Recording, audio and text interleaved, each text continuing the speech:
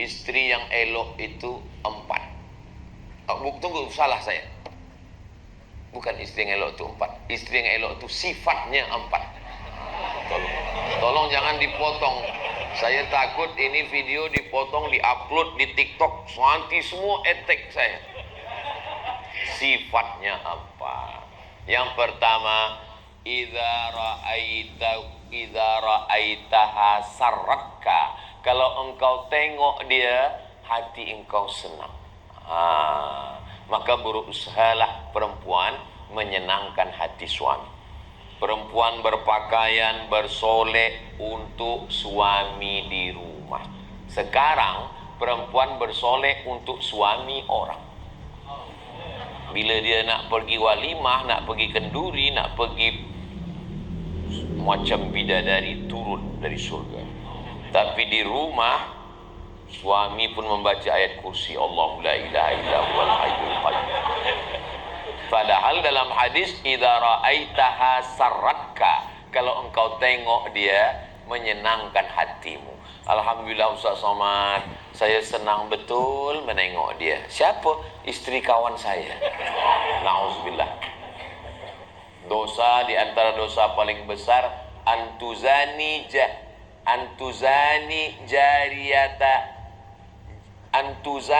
engkau nauzubillah melakukan perbuatan maksiat kepada istri sahabatmu, jiranmu, nauzubillah. Maka kita jaga ini dengan sebaiknya, karena ini ajaran Islam. Alhamu al-maut, kata Nabi. Ipar itu adalah kematian. Kenapa ipar itu kematian? Sebab nauzubillah, kalau dengan orang lain boleh kita nikah, tapi kalau ipar, putuslah persaudaraan kita. Maka kata Nabi, alhamu al-maut. Ini tentang bagaimana perempuan bersolek. La tabarrajna tabarrujal jahiliyatil ula. Jangan bersolek-solek jahiliyah. Biasa-biasa saja. Perempuan cantik bukan kerana lipstiknya, bukan karena make upnya, tapi kerana cahaya tahajud malamnya, kerana wuduknya. Awak ni nampaknya cantik lah, pakai make up apa? Saya ni tak ada guna make up, saya ni pakai wudu. Oh, Masya Allah. Jadi awak sangka semua ni tayamum kami ni? Semua kena wudu. Nah, idza ra'aitaha sarratka, kalau engkau tengok senang hatimu. Yang kedua, idza amartaha ata'atska, kalau engkau perintahkan dia, dia taat, patuh dan taat. Tapi ini masalah yang kedua ini. Beberapa perempuan komplain ke saya, Ustaz Abdul Somad, betulkah lelaki perempuan itu mesti taat kepada suami? Kata saya, ya. Sebab Nabi mengatakan idza amartaha ata'atka. Tapi dia perintahkan saya begini, Ustaz, saya suami kamu, kamu istri saya, maka surga kamu di bawah tapak kaki saya, maka semua surat tanah dan surat kereta guna nama saya. La ta'ata li makhluqin fi ma'siyatil khaliq. Tidak ada ketaatan kepada makhluk kalau menyebabkan maksiat kepada Allah. Jadi dalam Islam, kalau dah menikah, bukan maknanya harta istri punya suami. Walakum nisfu ma taraka azwajukum illam yakul lahunna walad. Suami dapat setengah harta istri kalau tak ada anak. Fa in kana lahunna waladun falakumur rubu'u. Kalau istri melahirkan anak, suami dapat 1/4. Apa maknanya? Kalau menikah, suami punya harta, istri pun punya harta. Bukan harta suami, harta istri menjadi punya suami.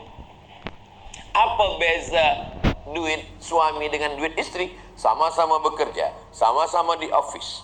Apa beza gaji suami dengan istri? Bezanya, di dalam duit suami ada hak istri namanya nafkah. Tapi di dalam gaji istri tak ada hak suami. Saya tahu perempuan yang di sana tersenyum. Di dalam gaji suami ada hak istri, namanya nafkah. Tapi di dalam gaji istri, kalau dia dapat 10.000, 20.000, maka itu bulat, tidak kurang sama sekali. Maka istri boleh berzakat kepada suami. Tapi suami tak boleh berzakat kepada istri. Tak boleh suami berkata, istriku ini 1.000 ringgit belanja kita dan zakat saya sekali. Tak boleh. Tapi seorang istri berkata, wahai suamiku, aku tengok engkau ni masuk dalam asnaf fakir miskin. Aku bagi zakat kepada engkau. Boleh. Sebab apa? Sebab suami wajib memberi nafkah, sedangkan istri tak wajib memberi nafkah. Tidak wajib memberi nafkah, maka orang yang tidak boleh kita bagi zakat itu adalah orang yang wajib kita nafkahi. Tak boleh berzakat kepada anak, tak boleh berzakat ke istri, tak boleh berzakat ke ayah, tak boleh berzakat ke ibu. Sebab ayah ibu kalau susah, dia wajib kita nafkahi. Begitulah ajaran Islam yang rahmatan lil alamin. Idza ghibta anha, yang ketiga, kalau engkau pergi meninggalkan dia, pergi musafir, hafizat amwalaka wa auladaka, dijaganya hartamu, dijaganya anakmu, dijaganya harga dirinya, dia tidak berkhianat. Kalau dapat perempuan macam ini, maka kata Allah Subhanahu wa taala melalui lisan Nabi Muhammad SAW, kamu tak usah punya banyak-banyak, punya yang 3 saja cukup. Yang pertama, qalban syakira, hati yang selalu bersyukur. Yang kedua, lisanan zakira, lisan yang selalu berzikir. Yang ketiga, zaujatan salihah, istri yang salihah, tu'inu ala imanihi, yang menolong iman kita. Sebab kita ni tak boleh bersendirian. Mudah-mudahan yang belum ada istri disegerakan Allah dapat jodoh, insyaAllah. Amin. Amin. Saya tengok yang sebut amin yang sudah beristri. Maksud yang sudah beristri sebut amin itu maksudnya untuk anak-anak kita.